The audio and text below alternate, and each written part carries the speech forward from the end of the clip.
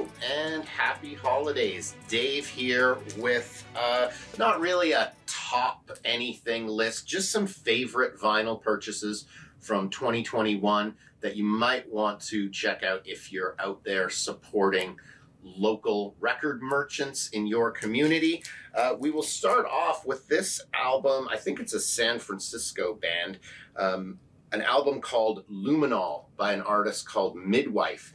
These are 6 slow burn tracks, 3 per side, really atmospheric, light, hazy stuff that can kind of drift into the background, but is also really rewarding if you just want to put it on your turntable and sit there and listen to it with your eyes closed. Another very high-ranked pick of the year would be Afrique Victime by Mdou Mokhtar. If you are not familiar, Mdou Mokhtar is fronted by Mohamedou Souleymane, a Tuareg guitarist and vocalist who has been making a lot of waves on the rock and roll scene the last couple of years, playing with a completely different guitar style than we've ever heard before, but still with a sound that's kind of rooted in this 3/4/6/8 rock and roll beat. If you're not intimidated by listening to rock music with lyrical content that's outside of your native language, this is not an album to be missed. Somebody whose style you should hear if you're a fan of rock and roll guitar.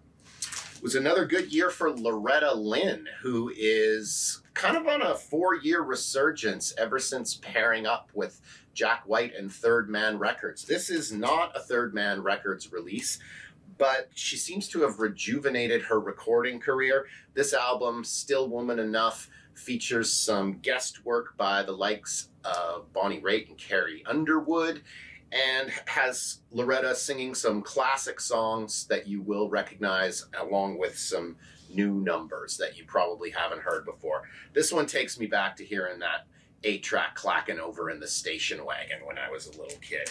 And it wouldn't be a Dave's Favz without mention of the Delvon Lamar Organ Trio. I Told You So, their 3rd full-length album, and one that I have to say I'm almost over, even though it might be their best album to date, because we have just found out that in March of 2022, this trio will be releasing their 4th full-length album called As Weiss. So you might want to pre-order that from Coal Mine Records. I think it's going to be a limited edition series of 1,500 on blue vinyl. So probably by the time it's available, it will be sold out. Next, we've got Pink Noise, an album by Laura Mvula. This one reminds me of the Beverly Hills Cop soundtrack. There's definitely kind of a Pointer Sisters vibe going on here, but this is also an artist who definitely embraces the wonders of 1980s synth without pushing it to the cheesy ranges that a lot of her contemporaries do. We also have this album by Lowe, who I believe are a husband and wife duo, singing great harmonies together as they have for just about 40 years now. This time on this album, there's this kind of weird pulsating distortion creating most of the percussion.